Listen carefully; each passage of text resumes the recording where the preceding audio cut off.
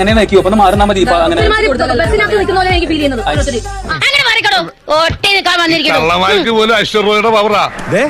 എന്താണോ എല്ലാരും ഒന്ന് അങ്ങോട്ട് വന്ന് നോക്കേ.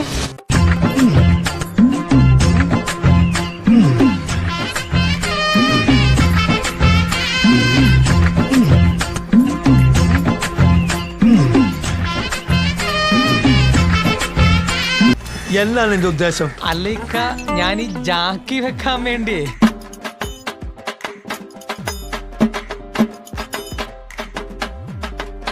നീ എന്നെ പുറകെ നോക്കിയില്ലേ? അച്ഛന്റെ പ്രായമുണ്ടല്ലോ. എന്നെക്കാള് വലിയ ജാക്കി വെപ്പുകാരൻ എനിക്കറിയാം. നീ എനിക്ക് ഇട്ട് വെക്കരുതേ. നീ ഇത്രല്ലേ കണ്ടോളൂ, അങ്ങോട്ട് നോക്കിയേ. ഉടൻ വരുന്നു മാട്ടുപ്പെട്ടി ജാക്കി മച്ചാൻ. കേരളക്കരയാകെ ഞെട്ടിച്ചുകൊണ്ട് മാട്ടുപ്പെട്ടി ജാക്കി മച്ചാൻ.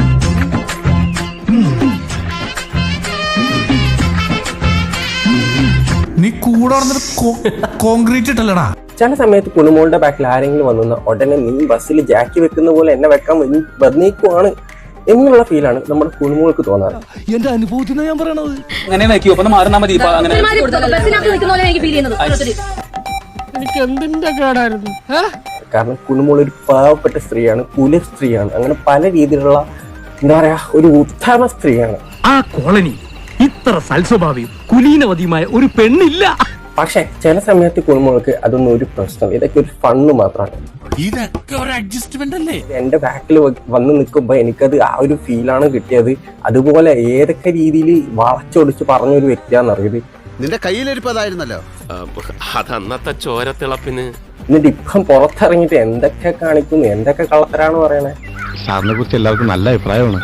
ഇതന്നെയല്ലേ സ്ഥിരമായിട്ട് കേൾക്കുന്നേ.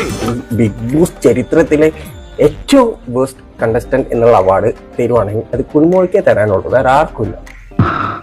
അതോർക്കുമ്പോ മനസ്സിന് വല്ലാത്തൊരു ആശ്വാസം തോന്നുന്നു. എന്നാ ഞാനൊരു കാര്യം ചെയ്താലോ? പോയിട്ട് നാളെ നേരത്തെ വന്നാലോ?